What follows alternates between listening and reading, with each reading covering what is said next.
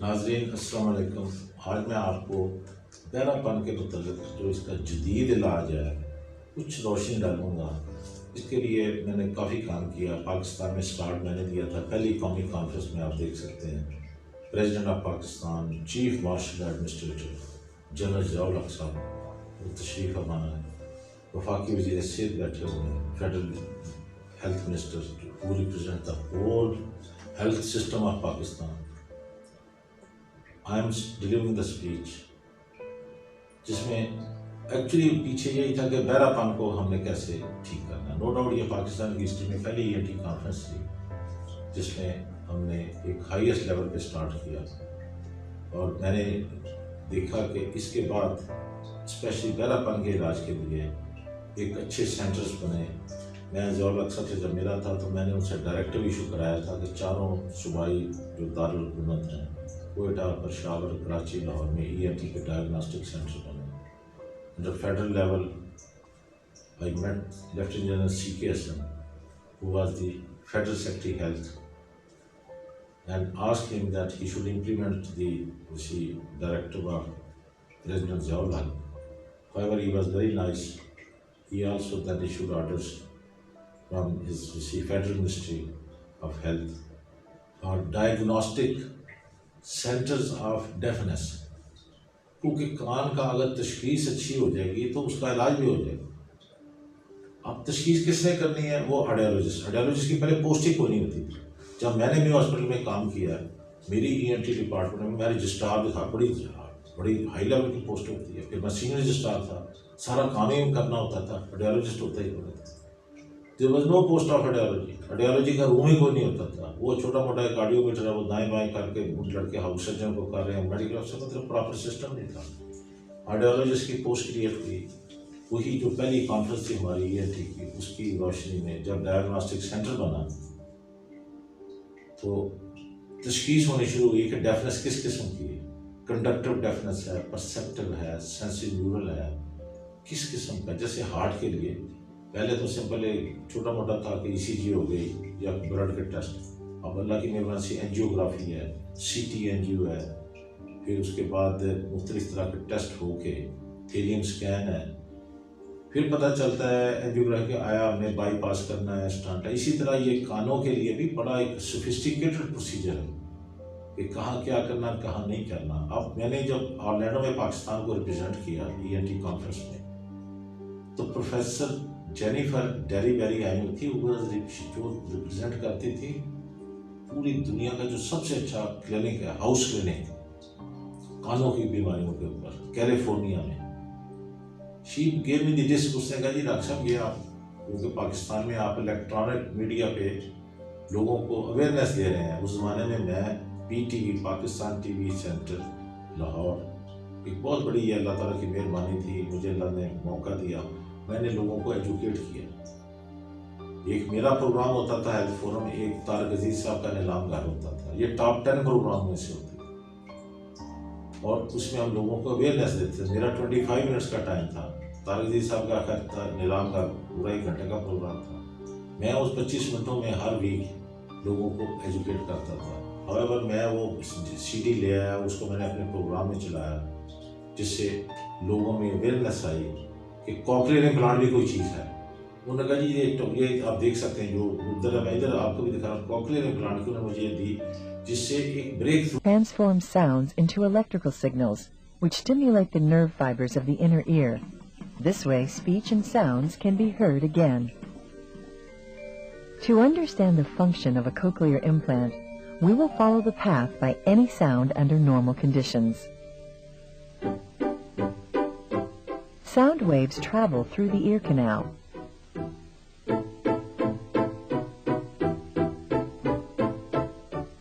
And reach the cochlea via the middle ear. In the cochlea, the sound wave is transformed into electrical pulses, which travel down the nerves to the brain. Then the sound is processed. The sound is transmitted at a high speed. The cochlea plays an important role in the hearing process. The cochlea consists of 3 little channels filled with fluid. The incoming sound wave travels through the fluid and stimulates thousands of hairs on the top of the hair cells. The hair cells convert the mechanical energy into electrical impulses, which stimulate the nerve fibers. They form the acoustic nerve, which sends the message to the brain. The low sounds stimulate the top of the cochlea. बात होती है कि बहरा कान का जदीद इलाज। अब आम इलाज जो है वो कान का पर्दा लगा दिया, वो कान के अंदर जो ऑसिकुलर चेन है उसकी भी रिपेयर हो सकती है। कान के पर्दे के पीछे पानी चला गया, सिक्रेटरी ओटाइटिस मीडिया हो गया, ये भी देख सकते हैं। कान के पर्दे में वो ट्यूब लगी हुई है, वो पानी निकलता रहता है, आस्ते आस्ते बच्चा ठीक हो जाता है उसको। लेकिन हियरिंग एड जरूर लगानी पड़ती है। हियरिंग एड लगाएंगे, बच्चा सुने, फिर उसकी स्पीच थेरेपी हो। ये काफ़ी एक प्रोसीजर है। बहरापन एक आसान काम नहीं है। बहरे बच्चों को ठीक करना ऐसे जैसे मुल्क को फतह करने के बराबर है। इट्स ए बिग एडवेंचर, और बंदा खुश भी बड़ा महसूस होता है। जिस घर में गूंगा बहरा बच्चा ठीक हो जाता है उनकी खुशियाँ तो वापस आ जाती हैं। और जिस घर में गूंगा बहरा बच्चा एक हो, 3 बच्चे बहन भाई उसके, ये अक्सर मेरे पास आते हैं। मेरा ये जे रोड पे जो अपना घराना ENT सेंटर है, मेरे पास बेशुमार मरीज आते हैं। पाकिस्तान में भी आते हैं, बाहर से भी आते हैं। तो बेशक उनको हमने ठीक किया। वो कहते जी साढ़े 3 बच्चे ने जी 2 बोल देने थे, बच्चा बोलता ना सुनता, साढ़े आस्ते मसला है। उसके लिए फिर जान मारते हैं, कोशिश करते हैं। असल चीज़ है जदीद तरीके से उसकी तशखीस, फिर मुख्तलिफ उसके प्रोसीजर हैं। लेकिन उसमें सबसे आसान जो प्रोसीजर है, क्योंकि हमारा मुल्क है अभी, we are in the third world, हम अफोर्डिंग कंट्री नहीं है, तो बड़े बड़े महंगे कॉकलियर इम्प्लांट बहुत इंतहाई महंगा है। मैं वो बताना नहीं चाहता, so expensive, very much beyond the reach of man. हमारी जो पाकिस्तान की पब्लिक है, हम लोग तो ज़्यादा महंगी चीज़ें नहीं अफोर्ड कर सकते। और स्पेशली कानों के लिए तो लोगों के पास ना पैसे हैं, ना बजट है, ना तवज्जो है। वो कहते छठो भले जी, वो 2-3 साल ज़ाया कर देते हैं, 4 साल बच्चे के, फिर वो आते हैं, उसके बाद फिर बहुत मुश्किल हो जाता है। यानी कॉकलियर इम्प्लांट के जो बेस्ट रिजल्ट है वो 3 साल की उम्र तक है। 3 साल के बाद रिजल्ट कम होने चाहिए, 4 साढ़े 4 साल के बाद किए ही नहीं जाता। सरकारी सतह पे जो कुछ है डायरेक्शन, 4 साढ़े 4 साल तक, 5 साल तक बस, उसके ऊपर फिर वो शट ऑफ हो जाता है, लोड शेडिंग शुरू हो जाती है। कान के लिए कॉकलियर इम्प्लांट जो है वो एक ऐसे, लेकिन अभी बहुत महंगा भी है, फिर मुश्किल भी है। उसके बाद भी 3 साल आला लगाना है, ये नहीं कि उसके बाद तो आला नहीं लगाना, उसके बाद भी आला लगना है कान के ऊपर। अब रह गया जहाँ तक ये आम जो हियरिंग एड है, इसके लिए जितनी जल्दी हो सके बच्चे का कान, पहले थे, मैंने पहली कॉन्फ्रेंस अभी देख सकते हैं ENT की जब कराई थी तो उस वक्त 2 साल की एज थी। फिर जब 90 में ये कॉन्फ्रेंस हुई, जिसमें वसीम सजाद साहब चेयरमैन सेनेट बैठे हैं, मैं भी बैठा हूँ, हमारी 10th इंटरनेशनल कॉन्फ्रेंस थी, उसमें प्रोफेसर PW एल्बर्टी आए, उन्होंने कहा 6 माह की उम्र में आला लगा देना चाहिए।